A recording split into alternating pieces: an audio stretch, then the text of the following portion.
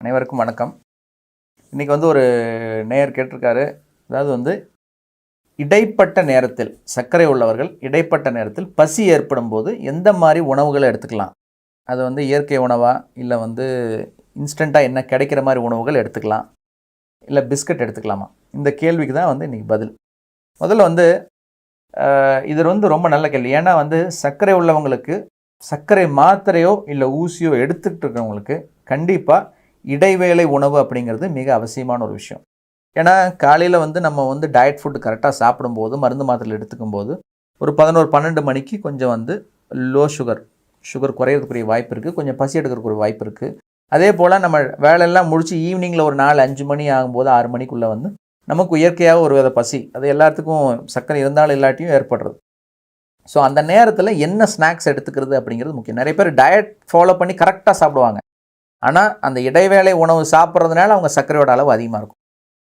So அதனால் இடைவேளை உணவு அப்படின்னு நீங்கள் எடுத்துக்கிட்டிங்கன்னா அதுக்குரிய ஆப்ஷன்ஸ் நான் ஃபஸ்ட் சொல்லிடுறேன். அப்புறம் அது எந்தெந்த மாதிரி உணவுகளை நம்ம தவிர்த்துக்கணும், அது எப்படி ஏறுதுங்கிறது சொல்கிறேன். முதல்ல இடைவேளை உணவுக்கு இருக்கிற முக்கியமான ஆப்ஷன்ஸு சுண்டல். சரிங்களா? சுண்டல் உங்களுக்கு கிடைக்கும் அப்படின்னா சுண்டல் தாராளமாக சாப்பிட்லாம். அதுக்கடுத்து பயிறு வகைகள், பச்சை பயிறு, தட்டைப்பயிறு, இந்த மாதிரி அது சுண்டல் வகைகள் மாதிரியே தான். இது ரெண்டும் நம்ம வீட்டில் செஞ்சு எடுத்துகிட்டு போகலாம். ஒரு 2-3 மணி நேரத்தில் அது இன்னும் கெட்டு போயிடாது. அதனால் காலையில் பிரேக்ஃபாஸ்ட் முடித்து போகும்போது அவங்க வீட்டிலேருந்து கொடுத்துட்டாங்கன்னு ஈஸி. சில நேரங்களில் இப்போ கடைகளிலையும் அது கிடைக்கிது.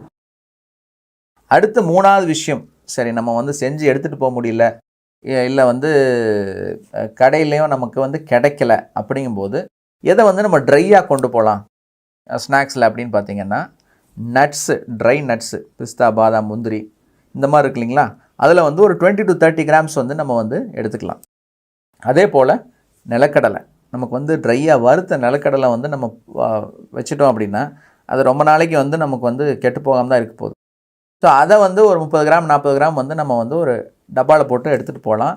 இல்லை நமக்கு வெளியே நிலக்கடலை கூட நமக்கு ஈஸியாக கிடைக்கும். இது இன்ஸ்டண்ட்டாக நமக்கு அவைலபிள். நமக்கு எந்த விதமான ப்ரிப்பரேஷன் தேவையில்லை. சரிங்களா?